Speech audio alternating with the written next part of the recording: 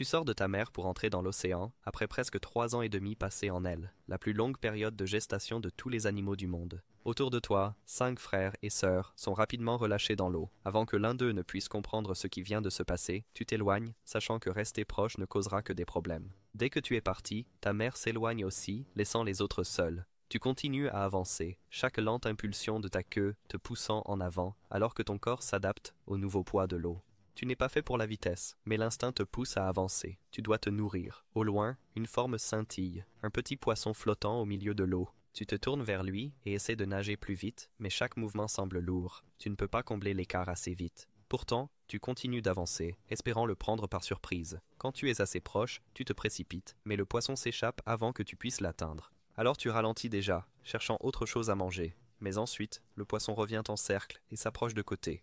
Tu essaies de te tourner, mais c'est trop tard. Il percute ton côté et s'éloigne avant que tu puisses réagir. Il boucle à nouveau et revient rapidement. Tu ouvres grand la mâchoire et te précipites à nouveau, espérant l'attraper. Mais le poisson glisse et te percute une deuxième fois, plus fort qu'avant. Le coup force ton corps à se mettre de côté. Tu sais maintenant que tu ne peux pas égaler sa vitesse ou son contrôle. Le poursuivre ne ferait que gaspiller plus d'énergie. Tu plies ton corps et plonges vers le fond de l'océan. Le poisson ne suit pas. Tu te poses bas et attends que l'eau se calme.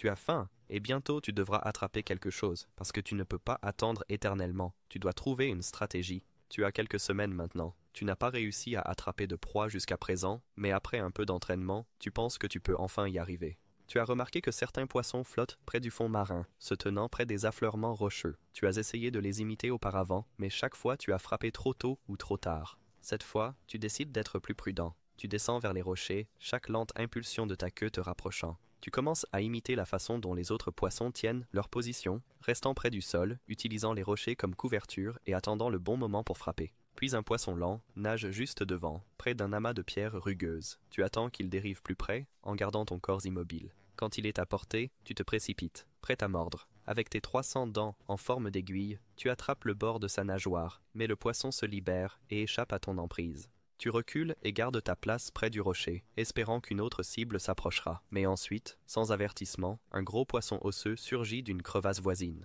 Ils sont connus pour chasser les jeunes requins à collerette comme toi. Il claque sa bouche en chargeant. Tu te détournes, pliant ton corps de manière inhabituelle pour éviter la morsure. Le coup manque, mais tu ne pars pas tout de suite. Tu flottes, observant le prédateur tourner autour des rochers. Ce n'est que lorsqu'il retourne dans la crevasse que tu te lèves et t'éloignes à la nage. Maintenant, tu sais que le Covid lui-même peut être dangereux. Tu devras te concentrer sur d'autres proies, et tu devras choisir ton terrain de chasse plus soigneusement. Tu as quelques mois maintenant. Tu as attrapé de petites proies, ici et là, mais te nourrir est encore lent. Chaque chasse consomme plus d'énergie qu'elle n'en rapporte. Puis une nouvelle odeur t'atteint, une forte traînée de décomposition dérivant vers le haut à travers l'eau. Tu te tournes vers elle et commences à suivre. L'odeur te tire plus profondément, au-delà des couches où les poissons nagent encore et vers le fond marin. Tu sais maintenant que quoi que ce soit, ce n'est pas frais, mais c'est toujours de la nourriture. En te rapprochant, tu aperçois une carcasse reposant en dessous. Tu ajustes ton angle pour t'approcher prudemment. Puis tu remarques un mouvement. Une autre créature est déjà là. C'est une anguille, flottant juste au-dessus du corps. Tu restes sur place et décides de garder ta position. L'anguille se tourne et sent ton approche, mais au lieu de se battre, elle recule et dérive dans l'obscurité. Tu ne la poursuis pas. Tu donnes une impulsion de ta queue et avances pour prendre la carcasse pour toi. Tu étends ta mâchoire et mords. Puis la chair cède facilement. Mais quelque chose ne va pas. La peau est couverte de parasites, de minuscules copépodes accrochés profondément dans le tissu. Tu arraches un morceau et l'avales quand même. En te nourrissant, plusieurs parasites se détachent et s'accrochent à ta peau. Et quelques-uns trouvent leur chemin près de tes yeux. Au début, tu les ignores et continues de te nourrir. Mais l'irritation se propage rapidement. Quelques heures plus tard, cela devient trop. Tu te tords et nages en large spirale, essayant de les déloger. Mais peu importe à quelle vitesse tu bouges, ils restent attachés. Tu plonges à nouveau, te poussant vers le bas vers les rochers, et frottes ton corps et ta tête contre la surface rugueuse. Le frottement ne fait rien, les parasites restent fixés. Plus tu te bats contre eux, plus tu brûles d'énergie. Tu t'arrêtes. Il n'y a pas de raison de gaspiller plus. Tu te détournes et remontes, te déplaçant plus lentement maintenant. Désormais, tu devras les porter pour le reste de ta vie. Tu as maintenant 3 ans. La chasse est devenue plus difficile. Les parasites réduisent ta vision et irritent ta peau, rendant plus difficile le suivi des proies ou le timing de tes attaques. Alors tu décides de descendre plus profondément, là où les proies pourraient se déplacer plus lentement et te donner une meilleure chance. En descendant, des formes étranges dérivent. Une méduse pulse à proximité, son corps émettant une douce lueur. Un isopode géant rampe sur le fond marin. Un poisson grenadier flotte en place devant. Tu ne frappes pas. Ce ne sont pas les proies que tu cherches. Tu passes devant eux en silence. Puis un nouveau signal apparaît. Tu t'orientes vers lui et commences à combler l'écart. Ton corps se sent lourd et ta vision est toujours floue, mais tu peux suivre celui-ci. Tu te stabilises et t'approches prudemment, contrôlant ta mâchoire et les impulsions de ta queue pour éviter de l'effrayer. Quand tu es assez proche, tu frappes. Ta mâchoire s'étend complètement et tes dents se verrouillent. Tu attrapes le calmar d'un coup, le pliant dans ta bouche sans avoir à mâcher. C'est ta première prise nette depuis que les parasites se sont attachés. Pendant un moment, ton corps se sent plus léger, mais en continuant à avancer à travers la couche plus profonde, les signaux s'affaiblissent. Moins de proies se déplacent ici. La plupart ont appris à rester cachés ici. Les cibles sont plus faciles, mais elles sont rares. Tu ne peux pas rester en profondeur pour toujours. Avance un peu et tu as 8 ans. Maintenant, la chasse devient plus facile, même avec les parasites qui obscurcissent ta vision. Tu as appris quand frapper et quand attendre. Maintenant tu détectes un signal fort devant. Tu penses que c'est une proie. Tu nages plus près, lentement et prudemment, naviguant à travers l'eau sombre et profonde. Puis la forme se dévoile. Ce n'est pas une proie. C'est un requin griset. Tu commences à te détourner, mais le griset te remarque. Il change de direction et nage vers toi. Tu hésites. Tu ne sais pas si tu peux gagner, mais l'instinct te pousse à te battre. Tu te précipites et étends tes mâchoires, claquant en avant.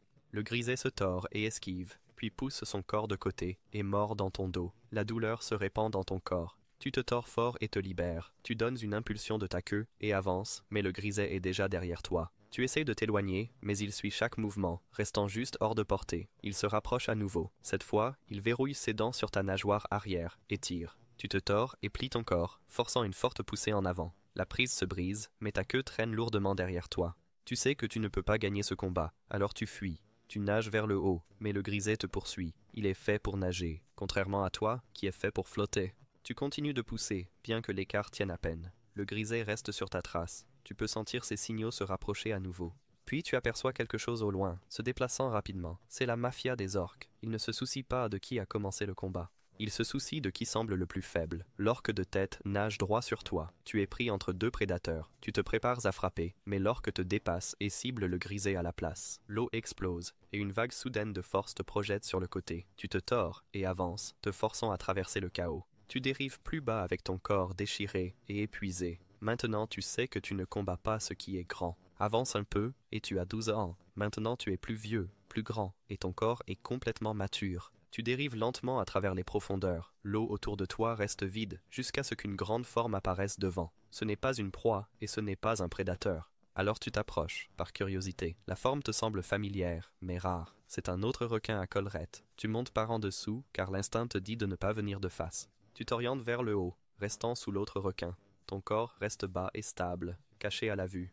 Maintenant tu peux le voir clairement. C'est une femelle, presque 2 fois ta taille. L'instinct de frapper te prend. Tu te précipites vers le haut et mords, t'accrochant à son corps avec tes dents.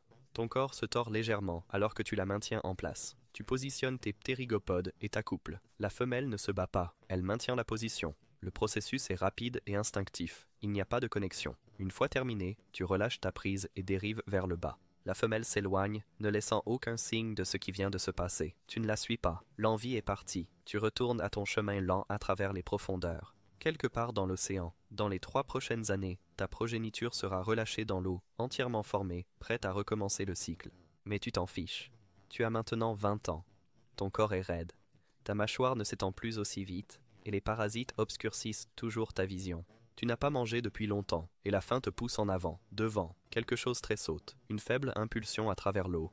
Tu te tournes et la suis, lentement d'abord, puis plus vite, en te rapprochant. La traînée dérive vers le haut et loin de toi, mais tu poursuis quand même. Chaque mouvement demande plus d'efforts qu'auparavant. Ton corps se tord et se tend pour maintenir la poursuite stable. Tu te forces à aller plus vite. Ta queue bat plus fort qu'elle ne l'a fait depuis des jours. Les muscles brûlent alors que tu montes à travers l'eau. Tu peux sentir ton corps lutter à chaque impulsion, mais la sensation de faim est plus forte. L'impulsion s'affine, tu combles l'écart, et pendant un moment, il semble que tu vas l'attraper. Tu te prépares à frapper en étendant tes mâchoires et te précipites. Mais l'espace devant est vide. La proie est partie. Qu'elle se soit échappée ou n'ait jamais existé, tu ne sais pas. Tu ralentis. Ton corps ne peut plus soutenir la poursuite. Ta mâchoire pend à moitié ouverte et ta queue traîne derrière toi. Tu dérives plus bas, t'éloignant de l'endroit où tu as commencé. La poursuite a drainé plus que tu ne l'avais prévu. Mais la fin reviendra. Et quand elle reviendra, tu n'auras pas d'autre choix que de poursuivre à nouveau. Tu as vécu de nombreuses années dans les profondeurs de la mer, invisible aux humains. Mais à la surface, ton espèce est lentement devenue connue. En 1879, un zoologiste nommé Ludwig Duderlein a collecté 2 de ton espèce au Japon. Il les a emmenés à Vienne, mais le manuscrit taxonomique a été perdu. Puis, en 1884, le zoologiste Samuel Garman a publié la première description formelle de ton espèce dans le bulletin de l'Institut Essex. Il t'a donné un nom, celui qui est à l'écran en ce moment, le requin à collerette. Ton nom vient du grec et du latin. Pendant des décennies après, ton espèce est restée mal comprise. Seuls quelques spécimens épars ont été capturés par accident. Personne n'avait jamais vu l'un d'entre vous vivant. Puis, en 2004, un requin à collerette a été capturé vivant au large des côtes du Japon. La capture a confirmé que ton espèce était toujours active dans ces eaux. Mais personne n'en avait encore filmé un. Maintenant, avance jusqu'à tes derniers jours. Tu es vieux, ton corps est raide, et ta vision trouble.